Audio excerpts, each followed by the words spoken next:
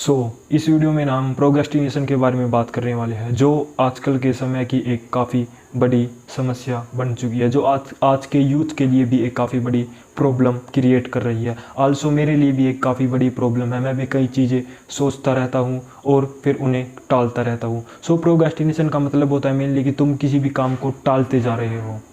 मान लो कि let us example, तुमने पढ़ने की सोचा, तुमने सोचा कि अभी उसमें टाइम है तो तुम कल करोगे, या उस काम को तुम कल पर टालते रहते हो, तो उसे ही प्रोक्रेस्टिनेशन कहा जाता है। अब ना मैं कुछ तुम्हें अपनी ओर से कुछ टिप्स देने वाला हूँ, जिससे तुम प्रोक्रेस्टिनेशन को हद से हद तक कम कर सकते हो। ऐसा नहीं कि तुम उसे ख़त्म कर सकते हो, कम कर सकते हो। जो हमारा पहला पॉइंट आता है वो है टाइम। अब प्रोक्रेस्टिनेशन होती कब है? जब तुम्हारे पास काफ़ी ज़्यादा टाइम होता है तभी प्रोक्रेस्टिनेशन होती है। अब मान लो कि मुझे कुछ काम करना है और उसके लिए मेरे पास 3 दिन है, तो मैं वे काम अगर वो काम एक दिन में हो सकता है ना, तो मैं उस काम को तीसरे ही दिन करूँगा, क्योंकि मैं उसे पहले दूसरे दिन नहीं करूँगा, क्योंकि मैं उसे तीसरे ही दिन करूँगा। तो इसका मेन रीज़न है क्योंकि हमारे दिमाग को पता है कि हमारे पास टाइम बहुत ज़्यादा है। अब एक एग्जाम्पल के तौर पर समझो इसे, जैसे मैं जब 12th में था तो मुझे हॉलीडे होमवर्क मिलता था समर वेकेशन का। तो फिर मैं करता क्या था, मैं ना ही तो उसे पहले दिन करता था, मैं सोचता था कर लूँगा, लेकिन मैं करता नहीं था, मैं कल पर टालता रहता था, और आखिर में मैं वो काम जाकर अपना छुट्टियों का लास्ट में जाकर ख़त्म करता था, जब छुट्टियों के बिल्कुल लास्ट ही दिन ख़त्म काम होता था मेरा, या काम होता ही नहीं था। अगर मेरे पास है ना 5 दिन का टाइम लिमिट होता तो मैं वो काम 5 दिन में भी कर सकता था, लेकिन मेरे पास 30 दिन होने के बाद मैं काम लास्ट में करता था। पता नहीं ऐसा क्यों होता था, लेकिन इससे मुझे एक बात की क्लियरिटी ज़रूर मिली। अगर हमारे पास टाइम कम हो ना, तो हम प्रोक्रेस्टिनेशन नहीं कर पाते।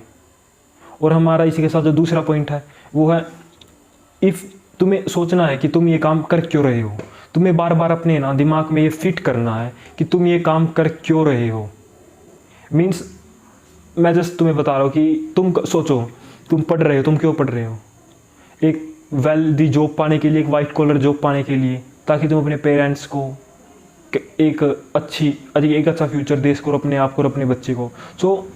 If you have goal in your mind ना, तो भी तुम्हें प्रोक्रेस्टिनेशन काफ़ी कम होगी। और थर्ड पॉइंट आता है, इफ़ यू इन्जॉय वर्क। अब मान लो कि तुम किसी काम में हो, जो काम करना तुम्हें काफ़ी पसंद है, उसमें तुम्हें प्रोक्रेस्टिनेशन काफ़ी कम करोगे। तो इसका मेन रीज़न है क्योंकि तुम्हारा वो काम करने का बैक टू बैक मन करेगा। अब एटलीस्ट जिम ले लो, अगर तुम्हें जिम करना पसंद है, जिमिंग पसंद है, तो तुम इंतज़ार करोगे कब अगला दिन हो और मैं दोबारा जिम जाऊँ, कब मेरा जिम का टाइम हो। अगर तुम्हें बुक रीडिंग पसंद है तो तुम इंतज़ार करोगे कि मैं कब अगले दिन और उठकर दोबारा बुक पढ़ पाऊँ। और कई लोगों को फ़ोन का होता है, वे प्रोक्रेस्टिनेशन करते रहते हैं। और जो हमारा फोर्थ पॉइंट आता है वो है योर मोबाइल फ़ोन। अब इसका मतलब है कि तुम्हें जो है ना अपने मोबाइल फ़ोन को कम से कम इस्तेमाल करना है। अगर जब तुम बोर होगे ना, तब तुम्हारे दिमाग को काफ़ी सोचने की शक्ति मिलेगी, या तुम काफ़ी सोच पाओगे। अगर तुम बार बार मोबाइल फ़ोन चलाते हो ना, अगर तुम्हारा स्क्रीन टाइम 5 घंटे, 6 घंटे या 10 घंटे जो ऊपर है, आज से ठीक 4-5 महीने पहले मेरा भी कुछ यही हाल था। मैं बस सोचता था, कुछ करता नहीं। तो इसका मेन रीज़न था मोबाइल फ़ोन। मैं सोचता था 5 मिनट और फ़ोन चला लूँ, और एटलीस्ट वो कभी हुआ ही नहीं कंप्लीट। मैं 5 मिनट कर मेरा 10-10 घंटे, 13-13 घंटे स्क्रीन टाइम चला जाता था।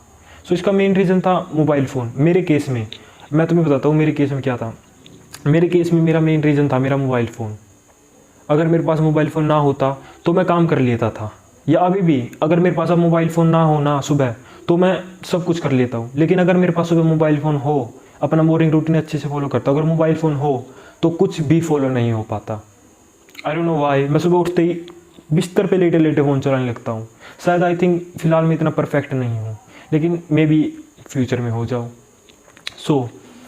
प्रोक्रेस्टिनेशन का मेन रीज़न यही कुछ 4 पॉइंट होते हैं। और एक और रीज़न होता है विटामिन डी।